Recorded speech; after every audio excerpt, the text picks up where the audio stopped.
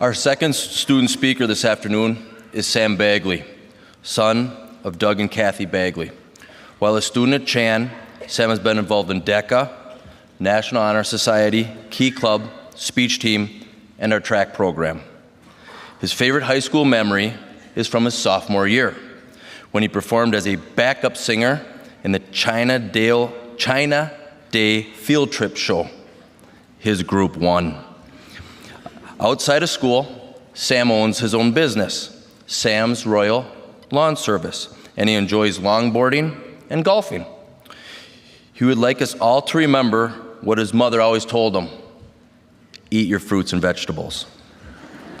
Next year, Sam will be attending the University of Minnesota's Carlson School of Management. After graduation, he hopes to enjoy a career as a venture capitalist. His speech today is entitled, Reaching for the Stars. Please welcome Sam Bagley.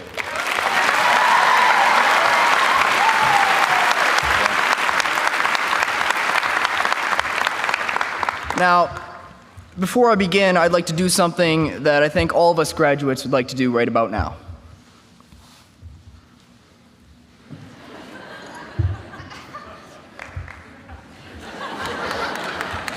Beautiful. I know.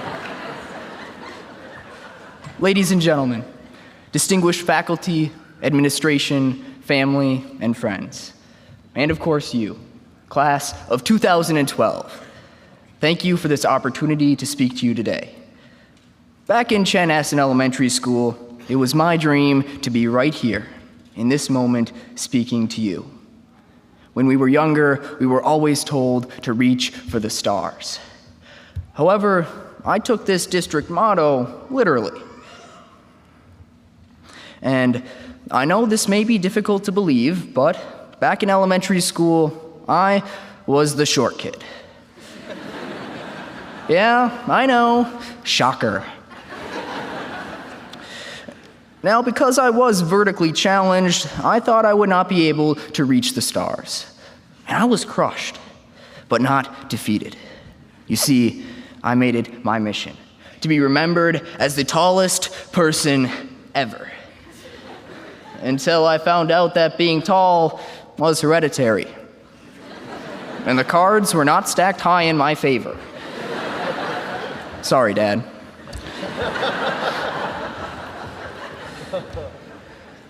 Fortunately, I learned that reaching for the stars does not have a height requirement.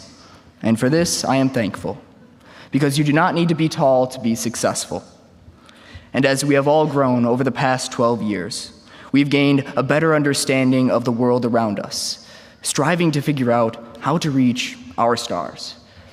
No matter if that entails receiving a lead role in the school's musical, or becoming an all-conference athlete, or even just trying to figure out what you're reaching for. Just as I wasn't blessed with the gift of seeing over the lockers for a majority of my educational career, we as a class haven't been given an ideal situation either. We've been to 3 different schools in the past 5 years, each time dealing with the transition of a new building and new classmates. We entered Chanhassen High School as the middle child, between our big brother juniors and little sister freshmen. And we're not the first class to graduate Chanhassen High School. We aren't even the first class to spend 4 years here. But regardless of these factors, we still all found ways to be successful. And that is what I would like to talk about: success. Now, before you tune me out and drift off into your pleasant daydream with unicorns, fairies, and other mystical creatures, just hear me out. I'm not here to regurgitate Stephen Covey's 7 Habits of Highly Effective People, or simply repeat to you the overused stories of iconic figures like Walt Disney. Classmates, I'm here to share our experience as students and as friends, to define our definition of success. I mean, that's the thing that everybody wants, right? The big paycheck, the TV show, the job, the life. But really, what is success? Nobody has a good universal definition. Maybe because to every person, success means something different. It's not about your bank statements or your cars. It's about the people that you're surrounded by. To me, success is the student that stopped at nothing to bring world-renowned speaker Chris Abani to our school. To me, success is the teacher that spends her summer vacation traveling to Ecuador on her own dime to help underprivileged children with cancer. To me, success is the two students that apply for the Rotary Scholarship only to donate the money to a nonprofit organization in honor of a classmate not able to walk across this stage today. Folks, we're surrounded by these people in this room, and they are successful not because they receive recognition for their actions, but because recognition was not the intent of their actions. Now, there are two obstacles standing in our way to success. The first is time. There are only so many hours in a day, days in a week, and weeks in a year. But it's not about the amount of time that we have. It's about how we spend the time that we do have. Of course, spending time with family and friends is important because we never know when their time is up. The other obstacle is sitting in your chair right now, yourself. Now, it's not going to be easy. I'll be the first to tell you that life is going to knock you down more times than you'll be able to count. But to conquer all the self-doubt, criticism, and rejection, we just need to say, I know who I am. I know what I believe in, and that is all that matters. Actor Will Smith once said, "You don't set out to build a wall." We can't say that we want to be professional athletes and CEOs overnight. Instead, we need to say, I'm going to lay this brick right here, right now, as perfectly as a brick can be laid. And I'm going to do that every day. Soon enough, we have a wall. We have all built our walls of education over the past 12 years. And after today, we get to build the rest of our lives.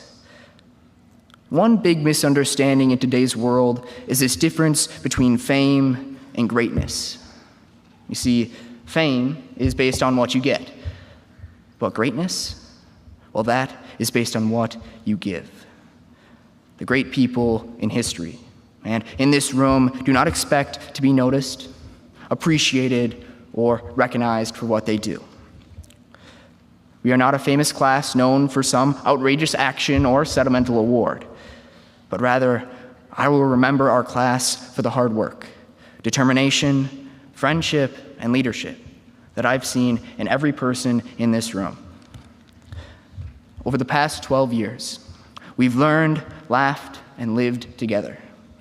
During these years, we have not merely been a group of people assembled in a school, but rather a community that has supported and guided one another along the way. And tonight, we celebrate one last time together. We celebrate a transition, a bridge between our past accomplishments to the many bright years our future has in store for us. Graduating class of 2012, take a moment to look around you. See the person on your left and on your right. Look at your fellow graduates, your parents, teachers, and friends. Thank these people, because without them, you would not be here today. So, class of 2012, we have an amazing opportunity ahead of us. When we walk across this stage and out those doors, we have the power to write our stories, to reach for our stars. And when the time comes to get off this crazy roller coaster, what is it that you want to be remembered for? Thank you.